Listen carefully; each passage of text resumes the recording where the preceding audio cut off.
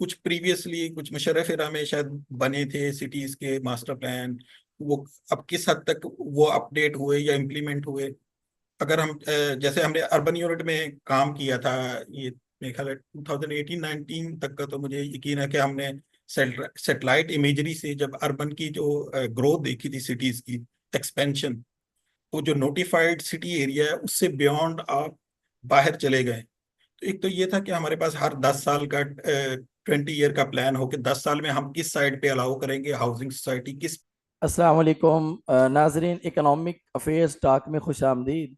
आज हम बात करेंगे कि हमारे मुल्क के अंदर जो अर्बन पॉपुलेशन का ट्रेंड बढ़ता जा रहा है, जो कि बहुत ज़्यादा उसमें फ़र्क नहीं है अगर हम पिछले 10 सालों में देखें, लेकिन 30% से ज़्यादा ये ट्रेंड जो है वो नज़र आ रहा है पिछले 8-10 सालों में।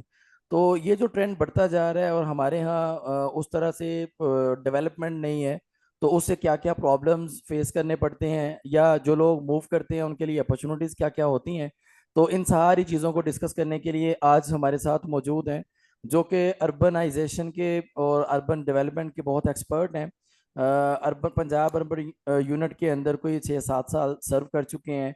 अभी सऊदी अरब में इसी एक ऑर्गेनाइजेशन में जो कि अर्बनाइजेशन के डेवलपमेंट पे काम कर रही है, तो उसी में एज प्रिंसिपल इकोनॉमिस्ट के तौर पे काम कर रहे हैं डॉक्टर गुलाम मोहिउद्दीन साहब। जी अस्सलाम वालेकुम डॉक्टर साहब, कैसे हैं?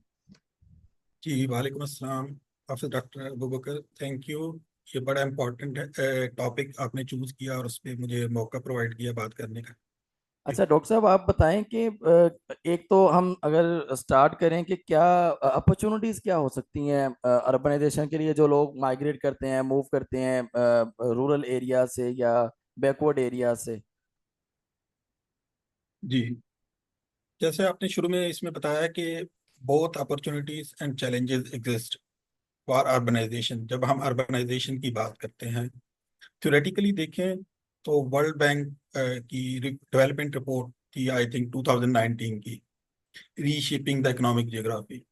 उसने बड़ा अच्छा हाईलाइट किया था अर्बनाइजेशन और पर कैपिटा जीडीपी ग्रोथ में रिग्रेशन रन की थी। एक कोरिलेशन दिखाया था कि there is a positive correlation, कि जैसे जैसे अर्बनाइजेशन बढ़ती है आपका जीडीपी ग्रोथ बढ़ता है। तो एक पॉजिटिव इम्पैक्ट तो दोनों के दरमियान डेफिनेटली है, और ये एक मुसल्लमा हकीकत है, यानी एस्टेब्लिश्ड फैक्ट है कि इनके दरमियान पॉजिटिव रिलेशनशिप है।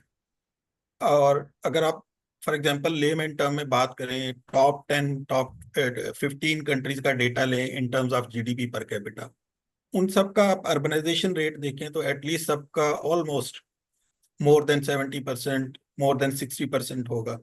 एक्सेप्शन शायद चाइना की होगी, उसका लेस देन शायद 50 अर्बनाइजेशन रेट है।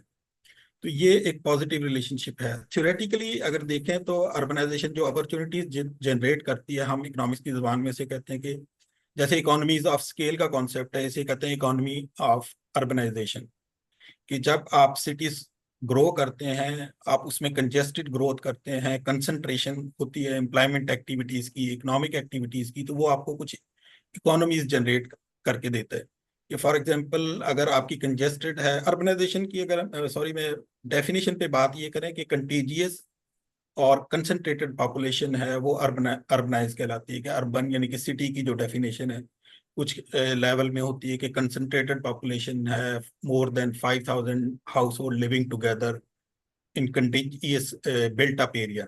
तो अगर उसके पॉइंट ऑफ व्यू से देखें तो आपको कुछ बेनिफिट मिलते हैं, इंडस्ट्री ग्रो करती है, सर्विसेज सेक्टर डेवलप करता है, एम्प्लॉयमेंट अपॉर्चुनिटीज जनरेट होती है। क्योंकि एग्रीकल्चर हमें इस टाइप की रैपिड एम्प्लॉयमेंट जनरेट नहीं करता, बल्कि उधर से तो अब लोग ले ऑफ होंगे क्योंकि आपने फार्म मैकेनाइजेशन की तरफ जाना है। अगर करंटली बात करें पाकिस्तान की टर्म में, तो हमारा तो इस वक्त एग्रीकल्चर सेक्टर ओवर एम्प्लॉयड है।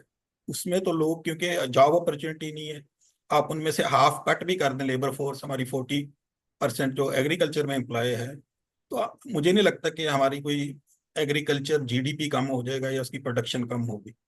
तो उन लोगों को एक्स्ट्रा एम्प्लॉयमेंट की जो जरूरत है वो सिर्फ सिटीज ही प्रोवाइड कर सकते हैं, क्योंकि इंडस्ट्री सिटी में लगेगी, सर्विसेज सेक्टर उधर ग्रो करेगा, फिर आपकी क्वालिटी ऑफ लाइफ इंप्रूव होगी, आप उनको बेटर हेल्थ एजुकेशन की सिचुएशन फैसिलिटीज प्रोवाइड कर सकेंगे।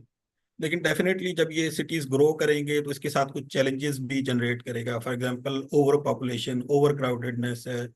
अगर आप बेटर प्लान नहीं करते तो हमारे पास बर्डन होगा, हमारा यूटिलिटी नेटवर्क ओवर बर्डन होगा। आप उनको बेटर इंफ्रास्ट्रक्चर ओवर बर्डन होगा, सैनिटेशन की फैसिलिटीज ज़्यादा चाहिए, हेल्थ की फैसिलिटीज ज़्यादा चाहिए, तो ये चैलेंजेस भी जनरेट करेगा। फिर उससे लिंक्ड हैं इन्वायरमेंटल चैलेंजेस हैं कि जब पॉपुलेशन ग्रो करेगी आपके सिटीज़ में, जब आपका ट्रांसपोर्ट बढ़ेगा, व्हीकल की तादाद बढ़ेगी, तो व्हीकल एमिशन इंक्रीज होगा, एनवायरमेंटल डिग्रेडेशन और इससे क्लाइमेट चेंज के इम्पैक्ट भी आएंगे। तो अगर मैं कंक्लूड करूं तो इसमें दोनों पॉइंट को देखें, तो जो मोस्टली जो चैलेंजेस जनरेट हैं कि हमारी जो अर्बनाइजेशन अगर अनप्लैंड है, कि अगर आप हैphazard ग्रोथ है कि सिटीज में अलाउ किए जा रहे हैं कि मुख्तलिफ टाउन्स सराउंडिंग एरिया में बनना शुरू हो जाएं विदाउट प्लानिंग। अगर आपके पास प्रॉपर लैंड यूज प्लान नहीं है किसी सिटी के पास, उसने उसकी मास्टर प्लानिंग ही नहीं की है, सिटी की जोनिंग नहीं की, तो फिर डेफिनेटली वो जब हैphazard ग्रोथ ग्रोथ होगी, आप अपनी लैंड को यूटिलाइज करते चले जाएंगे विदाउट एनी प्लानिंग। इल प्लानिंग या अनप्लैंड ग्रोथ ऑफ जो सिटीज है वो चैलेंजेस ज्यादा जनरेट करते हैं। तो डॉक्टर साहब, इसमें ये जो अनप्लैन्ड सिटी का कॉन्सेप्ट है, ये आप कह रहे हैं कि अगर डेवलप्ड सिटी हो या एक प्लान्ड सिटी हो या प्लानिंग प्रॉपर की हो, तो उसके अंदर गवर्नमेंट का क्या रोल है? कि गवर्नमेंट किस तरह से, गवर्नमेंट तो चूंकि बहुत सारे एरियाज में भी अगर हम देखें किसी भी शहर में, तो उस तरह से गवर्नमेंट की अपनी प्लानिंग तो बहुत कम है, नज़र ही नहीं आ रही। उसके अंदर सारी की सारी जो प्लानिंग है वो तो प्राइवेट सोसाइटीज़ हैं या प्राइवेट कंपनीज हैं, ऑर्गेनाइजेशंस हैं जो उस पर काम कर रही हैं। हाउसिंग सोसाइटीज़ की बेसिकली मैं बात कर रहा हूँ। जी, उसमें ये क्या हमारा जो मोस्टली रेगुलेट करता है, अगर टॉप सिटीज की बात करें तो उधर डेवलपमेंट अथॉरिटीज हैं, जैसे एलडीए है, केडीए है कराची डेवलपमेंट अथॉरिटी, सीडीए है कैपिटल डेवलपमेंट अथॉरिटी इस्लामाबाद के लिए, इसी तरह फैसलाबाद में एफडीए है। तो ये जो डेवलपमेंट अथॉरिटीज हैं, अगर हम स्मॉल डिस्ट्रिक्ट हेडक्वार्टर या तहसील हेडक्वार्टर की बात करें, उधर हमारी जो लोकल गवर्नमेंट है, म्यूनसिपैलिटीज हैं, रिस्पॉन्सिबल हैं वो इस चीज़ के लिए कि जब भी आपकी कोई सोसाइटी या टाउन एस्टेब्लिश होता है तो वो उसने परमिशन लेनी है। लेकिन अभी क्योंकि हमारे पास कोई लॉन्ग टर्म प्लान नहीं होता है, हमारी डेवलपमेंट अथॉरिटीज के पास, म्यूनिसिपल अथॉरिटीज के पास कुछ प्रीवियसली कुछ मुशर्रफ में शायद बने थे सिटीज के मास्टर प्लान, वो अब किस हद तक वो अपडेट हुए या इम्प्लीमेंट हुए। अगर हम जैसे हमने अर्बन यूनिट में काम किया था, ये मेरे ख्याल है 2018-19 तक का, तो मुझे यकीन है कि हमने सेटेलाइट इमेजरी से जब अर्बन की जो ग्रोथ देखी थी सिटीज की एक्सपेंशन, वो जो नोटिफाइड सिटी एरिया है उससे बियॉन्ड आप बाहर चले गए।